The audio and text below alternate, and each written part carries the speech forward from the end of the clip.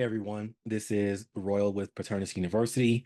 Thank you guys so much once again for liking the videos, commenting. I love the engagement. I really appreciate it, and I try to answer every question I can. So this is a common question that I get from either people doing consultations or even some of the students already in the class that are working on it. And it's how fast can I get my first sale? All right. And so the answer is not necessarily a simple one. And there is no magic formula, but there is multiple things that go into you getting your first sale that you would have to do. So the very first thing before anything, even before you get this course, even before you book a consultation, before you want to even think about starting a business, is mindset. And I have another video that talks about mindset. I'm going to link it below. But first, your mindset has to be, I understand that I'm about to start a business, and it's all on me. And there are things that some things are in my control, some things are not. And I'm going to have patience and diligence. And that's just the mindset, number one. Number two, getting into the practical aspect of things, you're getting your first sale kind of depends on a few things, such as your location. If you're in a very highly populated city that a lot of people are setting up DNA testing companies in, such as Houston, Dallas, Miami, Atlanta, DC, DMV, New Jersey, whatever, is probably going to take you a little bit longer to get a sell because now yeah, there is competition. Yes, there is competition, and those markets are starting to become saturated, but all is not lost, right? And I'm going to go into that as to why.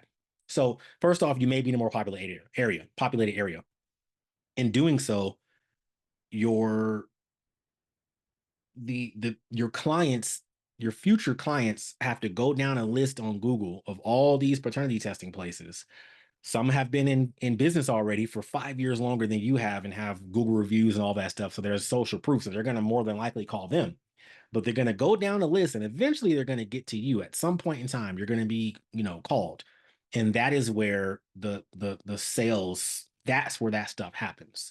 So when they call you, you have to sound, number one, obviously professional. You have to sound like you know what you're talking about. You have to sound, and you have to truly desire to help them solve their problem because they can feel that when they call you. You're not, and the way I teach it is, they're not just another number. They're a person that you're trying to help. So you have to lock in on that sales kind of like customer service kind of thing. I teach that in the course, and I teach that ad nauseum. And you have to work that out. And then also there's things dealing with Google ads, with clicks and calls and conversion rates, and it's a numbers game. It is a numbers game. Your goal within your first like 3 to 6 months or so is how many calls can I get?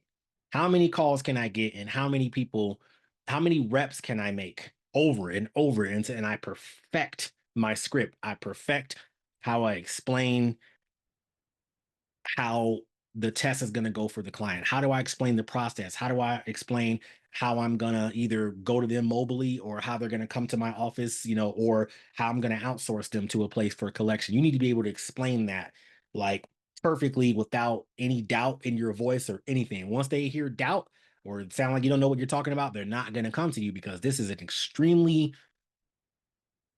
important, life altering test that they're undertaking, and they're trusting you to be able to carry them through the whole process. And if at any point in time you sound like you don't know what you're talking about, like you say, I don't know, or whatever, the very least, and a lot of people do this, right? A lot of students do this and they're smart. Hey, I'm going to contact the laboratory and get an answer for you. I'm going to call you right back. That's the best way to do it. I've done it before, right? But if you kind of like hesitant or, you may have a little bit of anxiety and you may not know how to respond, they're gonna sense that. Just like if you were to call a plumber and you're like, hey, can you fix this? And they're like, oh, I don't really know, that's you're not gonna get a feel good. You're like, I don't know if I want to rock with them, and you'll call somebody else, right? And so there's a lot of things that go into it. But I hone in on that stuff in the course. Like, here is exactly how. Here's the best way. How you have to adjust. You have to adapt. There, and you have to be patient. It took me 9 months. It took me 9 months to get like my first, I think, like $1,000 in sales or something like that. Something. It took me a while.